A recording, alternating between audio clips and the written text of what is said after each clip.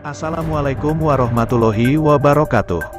Dalam catatan sejarah, awal mula munculnya pemandian batu Quran yang terletak di kaki Gunung Karang.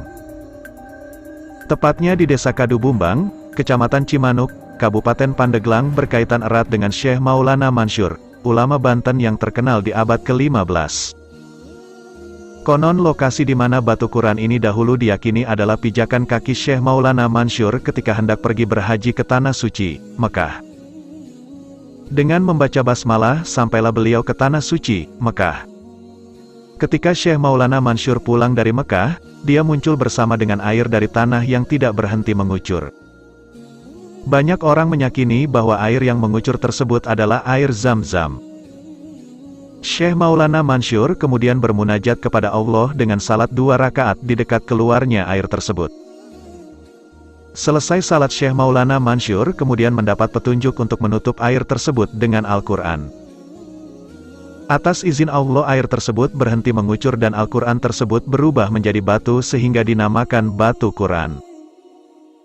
Syekh Maulana Mansyur bagi sebagian warga Banten memang dikenal sebagai salah seorang ulama pemberani, cerdas, piawai dalam memainkan alat-alat kesenian bernafaskan Islam.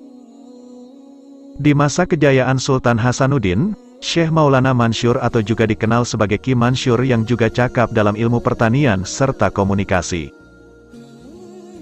Sehingga dia diserahi tugas untuk menjaga kawasan Islam Banten Selatan dan berdomisili di Cikaduen.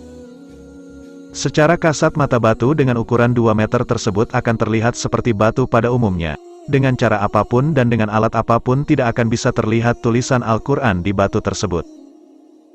Namun menurut kepercayaan tulisan Al-Quran dapat dilihat dan dibaca dengan mata batin. Diyakini hanya orang dengan hati dan jiwa yang bersih bisa melihat tulisan Al-Quran pada batunya. Itu pun terlebih dahulu harus melakukan beberapa proses ritual dengan izin Allah seperti berpuasa, salat, zikir dan memanjatkan doa kepada Allah. Walaupun musim kemarau panjang, air yang berada di dalam kolam pemandian dengan air jernih dengan kedalaman 1,5 meter tidak akan pernah mengering, bahkan terus mengeluarkan air. Namun ada pula yang meyakini bahwa batu Quran tersebut berasal dari Syekh Mansyuruddin, yaitu seorang ulama auliyaillah, pada waktu itu berada di Mekah. Kemudian dia menyelam ke dalam sumur Zam-Zam namun keluar atau timbul di suatu mata air yang terdapat di daerah Cibulakan, Banten. Kemudian Syekh Mansyuruddin mengambil Al-Quran untuk menghentikan laju mata air yang memancur deras tersebut. Hingga akhirnya pancuran air tersebut dapat dihentikan dan Al-Quran tersebut berubah menjadi sebuah batu. Lalu Syekh Mansyuruddin kemudian mengukir tulisan Al-Quran pada batu tersebut menggunakan jari telunjuknya. Syekh Maulana Mansyuruddin adalah putra dari Sultan Agung Abdul Fattah Tirtayasa. Sekitar tahun 1651 Masehi, Syekh Maulana Mansyuruddin menikah dengan seorang gadis dari desa Cikoromoy, Banten, bernama Nyi Mas Ratu Sarinten dan dikarunia seorang anak bernama Muhammad Sholih. Syekh Maulana Mansyuruddin merupakan salah satu ulama yang menyebarkan Islam di Banten Selatan. Menurut cerita, beliau terkenal sakti dan dapat bersahabat dengan bangsa jin. Ada cerita bahwa pada zaman dulu, ketika Syekh Mansyuruddin berjalan ke sebuah hutan, kemudian tiba-tiba dia mendengar suara harimau yang merintih kesakitan, sehingga menghampiri harimau tersebut. Ketika dihampiri oleh Syekh Mansyuruddin, harimau tersebut tengah terjepit sebuah pohon besar.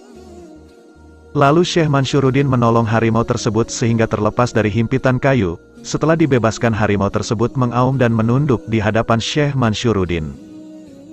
Dengan kemuliaan yang dimiliki Syekh Mansyuruddin, beliau dapat bercakap-cakap dengan harimau tersebut. "Engkau, atas izin Allah telah aku selamatkan, maka aku minta pada engkau dan anak turunanmu untuk tidak mengganggu keluarga dan anak keturunanku," kata Syekh Mansyuruddin kepada harimau tersebut. Sang harimau pun menyanggupinya, hingga saat ini berkembang cerita bahwa anak keturunan Syekh Mansyuruddin dapat menaklukkan harimau. Syekh Maulana Mansyuruddin meninggal dunia pada tahun 1672 Masehi dan dimakamkan di Cikaduen, Pandeglang, Banten. Hingga kini makam beliau sering diziarahi oleh masyarakat luas.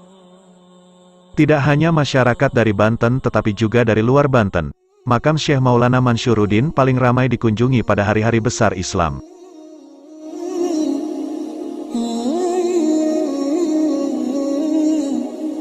Hmm.